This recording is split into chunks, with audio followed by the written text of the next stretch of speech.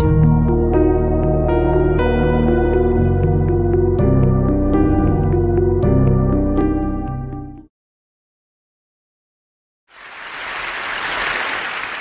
FBI is responsible for more terrorism plots in the United States than any other organization. More than Al-Qaeda, more than Al-Shabaab, more than the Islamic State, more than all of them combined. This isn't likely how you think about the FBI. You probably think of FBI agents gunning down bad guys like John Dillinger or arresting corrupt politicians. After the 9/11 terrorist attacks, the FBI became less concerned with gangsters and crooked elected officials.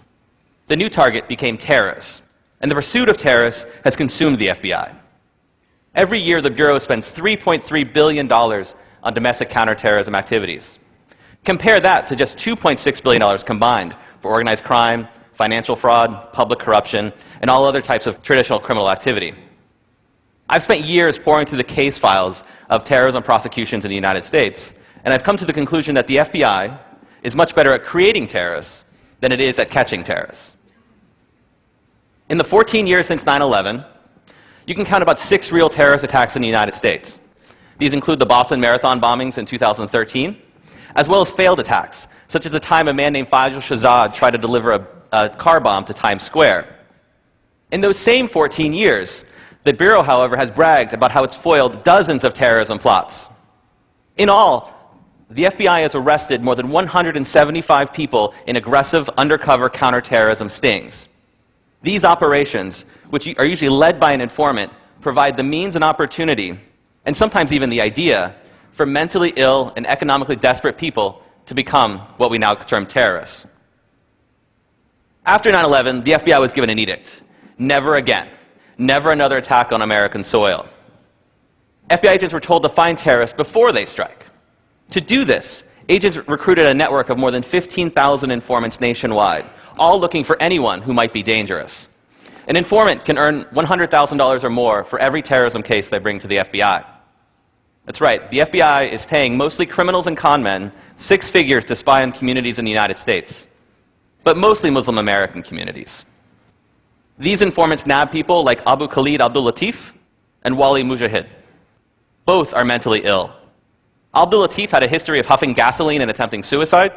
Mujahid had schizoaffective disorder. He had trouble distinguishing between reality and fantasy. In 2012, the FBI arrested these 2 men for conspiring to attack a military recruiting station outside Seattle with weapons provided, of course, by the FBI. The FBI's informant was Robert Childs, a convicted rapist and child molester who was paid $90,000 for his work on the case. This isn't an outlier. In 2009, an FBI informant who had fled Pakistan on murder charges led 4 men in a plot to bomb synagogues in the Bronx. The lead defendant was James Cromedy, a broke Walmart employee with a history of mental problems. And the informant had offered him $250,000 if he participated in that plot. There are many more examples. Today, The Intercept published my new story about a counterterrorism sting in Tampa involving Sami Osmakash, a young man who was living near Tampa, Florida. Osmakash also had schizoaffective disorder.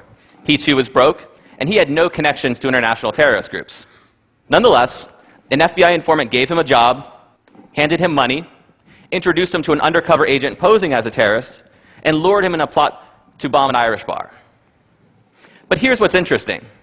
The lead undercover agent, you can see him in this picture with his face blurred, would go back to the Tampa field office with his recording equipment on.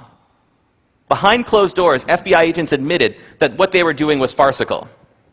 A federal judge doesn't want you to hear about these conversations. He sealed the transcripts and placed them under a protective order in an attempt to prevent someone like me from doing something like this. Behind closed doors, the lead agent, the squad supervisor, described their would-be terrorist as a retarded fool who didn't have a pot to piss in. They described his terrorist ambitions as wishy-washy and a pipe dream scenario. But that didn't stop the FBI. They provided Sami Osmakash everything he needed. They gave him a car bomb. They gave him an AK-47. They helped him make a so-called martyrdom video.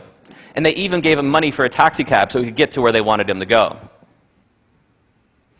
As they were working the sting, the squad supervisor tells his agents he wanted a Hollywood ending. And he got a Hollywood ending.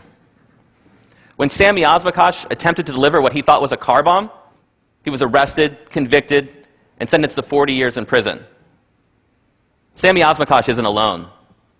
He's one of more than 175 so-called terrorists for whom the FBI has created Hollywood endings.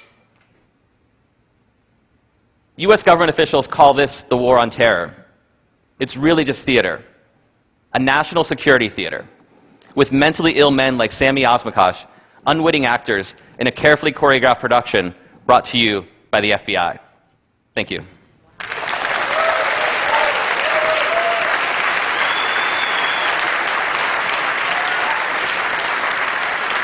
So those are some pretty strong accusations, pretty strong charges. How can you back this up? So my research began in 2010 when I received a grant from the investigative reporting program at UC Berkeley. And a research assistant and I put together a database of all terrorism prosecutions at the time during the first decade after 9/11.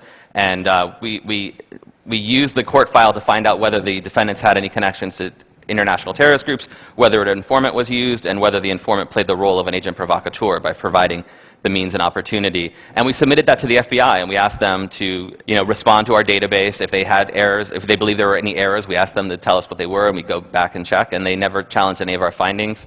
Later, I used that data in a magazine article and later my book, and on appearances with places like CBS and NPR, they were offered that opportunity again to say, Trevor Aronson's findings are wrong, and they've never come forward and said these are the problems with those findings. So the data, is since been used by groups like Human Rights Watch on its recent report on these types of sting operations, and so far the FBI has never really responded that, to the charges that it's really not catching terrorists so much as it's catching mentally ill people that it can dress up as terrorists in these types of sting operations.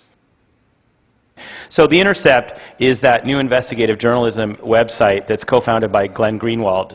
Tell us about your article and why there. Right, so The Intercept seemed to be the most logical place for this because my article is really leveraging the fact that a source had leaked to me transcripts of these private FBI conversations that a federal judge had sealed based on the government's claim that their release would irreparably damage the US government's law enforcement strategy. And so a place like The Intercept was set up to protect journalists and publish their work when they're dealing with very sensitive matters like this. And so my story in The Intercept, which is published today, tells the story of how Sami Osmakash was set up in this FBI sting and goes into much greater detail. I mean, and in this talk I could only really highlight the things that they said, such as calling him a retarded fool, but it was much more elaborate. They went to great lengths to put money in Sami Osmakash's hands, which he then used to purchase weapons from the undercover agent. When he went to trial, the central piece of evidence was that he paid for these weapons, when in truth these transcripts show how the FBI orchestrated someone who was essentially mentally ill and broke to get money to then pay for weapons that they could then charge him in a conspiracy for. So, one final question. Less than 10 days ago, the FBI arrested some potential ISIS suspects in Brooklyn, saying that they might be headed to Syria. And were those real, or are they examples of more of the same?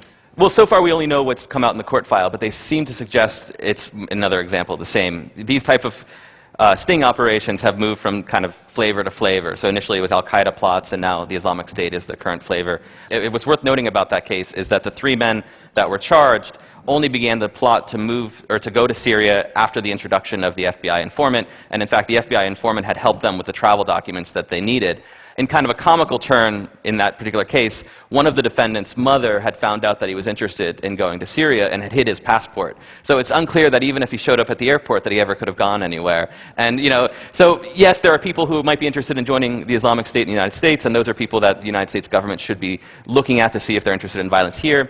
In this particular case, given the evidence that's so far come out, it does suggest that the FBI made it possible for these guys to move along in a plan to go to Syria when they were never close to that in the first place. Thanks a lot. That's amazing. Thank you so much. Thank you.